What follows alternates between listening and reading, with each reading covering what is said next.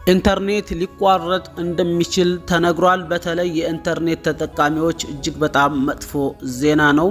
አሰላሙ አለይኩም ወራህመቱላሂ ወበረካቱ። ውድ ቤተሰቦቼ ሁላችሁንም ሰላም ብያለሁ። ዛሬም እጅግ በጣም መጥፎ ዜና እየላችሁ መጥቻለሁ። በተለይ በዚህ ዘመን ኢንተርኔት የማይጠቀም ሰው የለም። እንዲሁም ኢንተርኔት የዕለት ተዕለት እንጀራችን የሆነም ሰዎች አለን ማለት ይቻላል። በርካታ ሰዎች እኛ እንኳን ትንንሾች ነን፣ ትልልቅ ሰዎች አሉ በቀን በጣም በብዙ ሚሊዮን ዶላር ሊያስገቡበት የሚችሉ ኢንተርኔትን ተጠቅመው። ታዲያ ይህ የኢንተርኔት ጉዳይ እጅግ አሳሳቢ ሆኗል። የኢንተርኔት ዋናው ኬብል ወይም ገመዱ የሚተላለፈው በኢራን ሆርሙዝ ሰርጥ ላይ ነው። ይህንንም ኢራን ትላንት ማምሻዋን ባስታወቀችውና ባወጣችው መግለጫ ላይ በሆርሙዝ ላይ የሚተላለፈውን የኢንተርኔት ገመድ እበጥሳለሁ ስትል ማስጠንቀቂያ ሰጥታለች።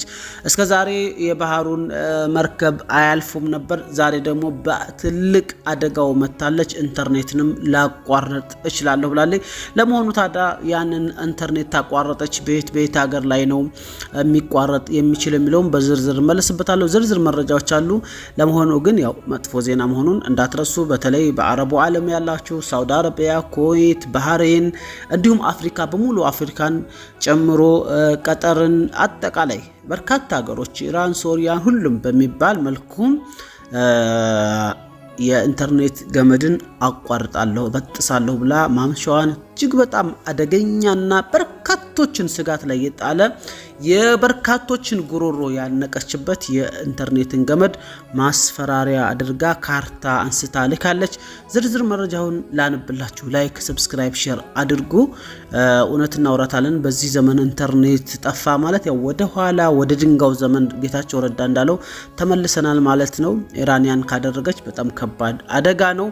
ለማንኛውም አብራችሁን ቆዩ። በዝርዝር ምን እንዳለች ላንብብላችሁ። ወደ ቤተሰቦች እንግዲህ የሆርሙዝ ነገር እጅግ በጣም ከቀን ወደ ቀን እየከፋ መጥቷል። እስከዛሬ ድረስ የመርከቡ ጉዳይ ነበር።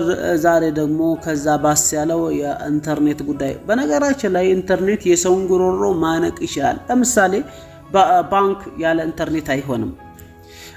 ሌሎችም በርካታ ነገሮች ያለ ኢንተርኔት አይሆንም ማለት ነው። በዚህ ዘመን በተለይ ያለ ኢንተርኔት ፈጽሞ አይሆንም። ፕሮሰስ ዶክተሮች ማሽናቸው በአሁኑ ሰዓት ኢንተርኔት ጋር ኮኔክት ያደረገ ከኢንተርኔት ጋር ነው። ሌሎችም በሰከንድ ወይም ደግሞ በአንድ ደቂቃ ኢንተርኔት መጥፋት በቢሊየን ዶላር የሚከስሩ በርካታ ድርጅቶች አሉ፣ ኢትዮጵያም ጨምሮ ሌሎችም ዓለም ማለት ነው። እና ኢንተርኔት ዛሬ ሰዓት የሰው ልጅ የዕለት ተዕለት ወይም ደግሞ ድሮ ትምህርት ስንማር አንድ የሰው ልጅ መሰረታዊ ፍላጎት ልብስ፣ ቤት ምናምን እንደሚባለው 5 ነው ምናምን አይደለ መሰረታዊ ፍላጎት። አሁን ኢንተርኔትም አንድ መሰረታዊ ፍላጎት ውስጥ ሳይካተት አልቀረም። ማውራት ብቻ እኛ የቴሌግራም ምናምን ማውራት ብቻ ወይ ቪዲዮ ማየት ብቻ አይደለም። በርካታ ቢሊየን ዶላሮች የሚተላለፉት በኢንተርኔት ነው። ታዲያ ኢራን ይህንን ገመድ እበጥሳለሁ እያለች ነው። አላሁ ሙስተዓን እንላለን። የሆርሙዝ ባህር ሰላጤ የፋርስ ባህር ሰላጤ የዲጂታል የህይወት መስመር ይላል። የሆርሙዝ ባህር ሰላጤ ለዓለም አቀፍ የነዳጅና ተፈጥሮ ጋዝ አቅርቦት ወሳኝ ከመሆኑም ባሻገር በዓለማችን ላይ ከፍተኛ ተጋላጭነት ካላቸው የኢንተርኔት መተላለፊያዎች ማነቆች አንዱ መሆኑን ተገልጿል ይላል። በዚህ ጠባብ ባህር ኮሪደር ውስጥ ቢያንስ 7 የሚደርሱ ዋና የባህር ውስጥ ኬብሎች የሚያልፉ ሲሆን እነዚህም በባህር ውስጥ ፋይበር ኦፕቲክስ ከሚተላለፈው 97 በመቶ የዓለም አቀፍ ኢንተርኔት መረጃ ፍሰት ውስጥ ከፍተኛውን ድርሻ ይይዛሉ ይላል።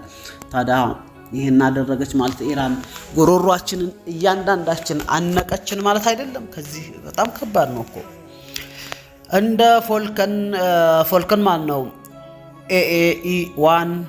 ኤኤኢ1 ማለት ነው፣ ቲጂኤን ገላፍ እና ሲሚዊ የመሳሰሉ የባህር ውስጥ የኬብል ይሄ እንግዲህ የኬብል ስም ነው።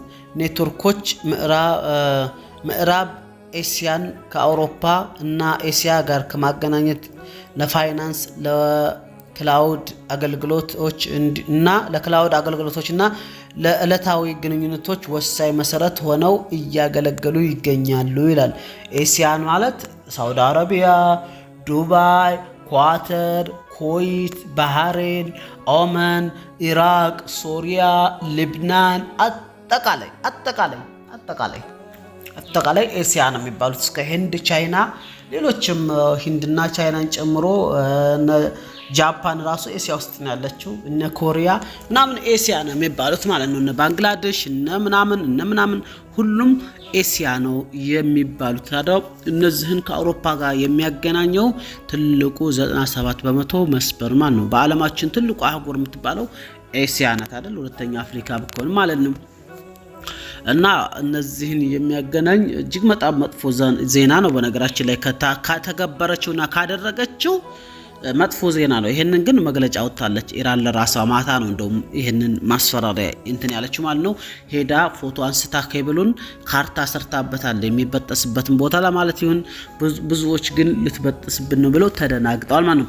በዚህ ጠባብ የባህር ውስጥ መስመር ውስጥ ከፍተኛ መጠን ያለው የዲጂታል መሰረተ ልማት ተሰብስቧል። ኬብሎች ባህር ሰላጤውን ካቋረጡ በኋላ በባህር ዳርቻ ጣቢያዎች እና በቀጠናዊ የመረጃ ማዕከላት ዳታ ሴንተሮች ውስጥ የሚሰበሰቡ በመሆኑ አካባቢው አብዛኛውን የፋርስ ባህር ሰላጤ ዲጂታል ኢኮኖሚ በአንድ ጊዜ ሊያስተጓጉል የሚችል ዋነኛ የስጋት ቀጠና ያደርገዋል ተብሏል ይላል። አያችሁት? እዚህም ጋር ደግሞ ማለት በቃ አሁን ሰዓት ኢንተርኔት በጣም ብዙ ቢዝነስ ነው። ኢንተርኔት ተቋረጠ ማለት ህይወት ሙሉ በሙሉ በአሁን ሰዓት ቆመ ማለት እስከምትችሉ ድረስ በጣም ከባድ ነው። አላሁ ሙስተዓን።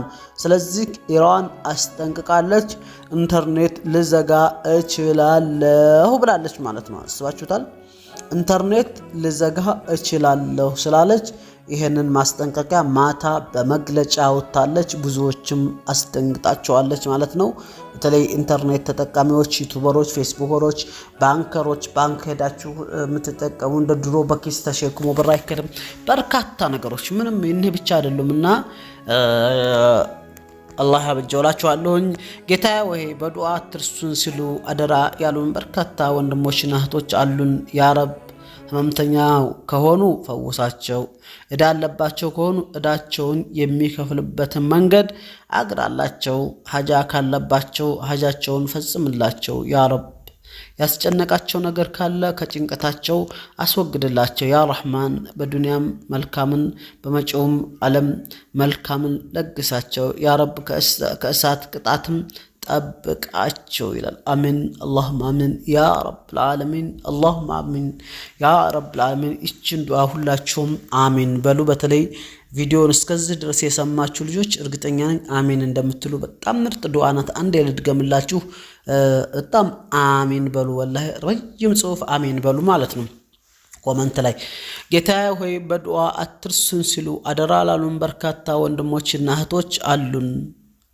ያ ረብ ህመምተኛ ከሆኑ ፈውሳቸው፣ እዳ ያለባቸው ከሆኑ እዳቸውን የሚከፍሉበትን መንገድ አግራላቸው፣ ሀጃ ካለባቸው ሀጃቸውን ፈጽምላቸው። ያ ረብ ያስጨነቃቸው ነገር ካለ ጭንቀታቸውን አስወግድላቸው። ያ ረህማን በዱንያም መልካምን በመጪው ዓለም መልካምን ለግሳቸው። ያ ረብ ከእሳት ቅጣትም ጠብቃቸው ይላል።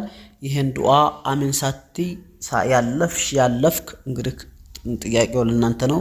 ሰላም አለይኩም ወራህመቱላሂ ወበረካቱ።